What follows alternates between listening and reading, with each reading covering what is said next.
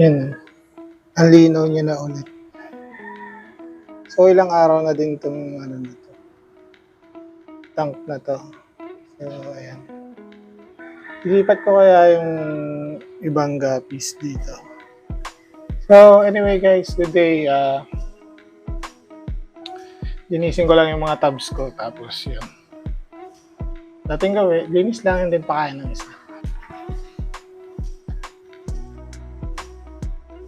So ito nga pala yung mga fry natin na nahulog sa sahig. Pero marami pa naman silang natira. Ayan, meron pa doon.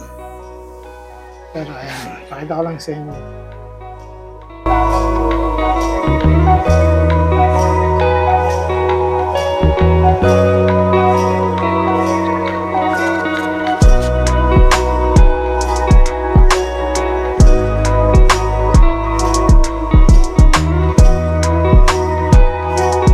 So, naisip ko na lipat itong mga fry na to dun sa aquarium na planted.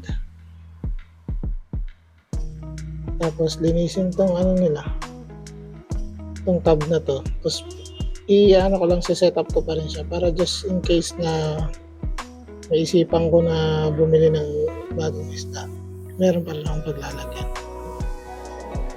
So ayan, acclimate natin sila. Okay. Tapos dito na sila sa aquarium magpapalaki. Tapos gising na si Kai.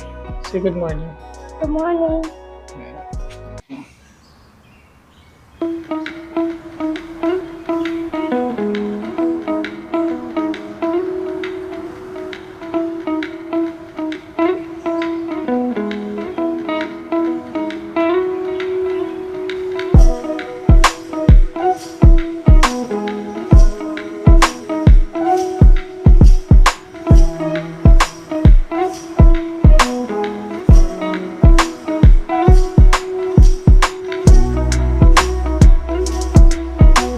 Pag-decidean ko na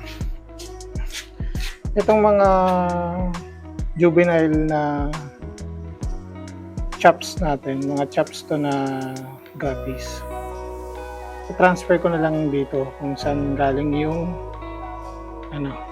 mga fry. Tapos ito na lang yung magiging quarantine tank natin. So tuwing bibili ng bagong isda, dito muna siya may ilalagay. So ayan, gawin ko muna yun. So kinuha ko yung tatlo nating feeder fry. Isasama ko na lang sila dito sa mga full gold.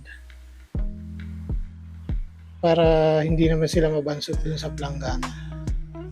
Total pare-pares lang naman sila ng size. Tsaka hindi pa naman yung magbe-breed eh. Ayan. So iiwalay ko na lang sila kapag mga juvenile size na sila. Yan. So tapos hanggang doon na lang tong video na to, and maraming salamat ulit sa panonood.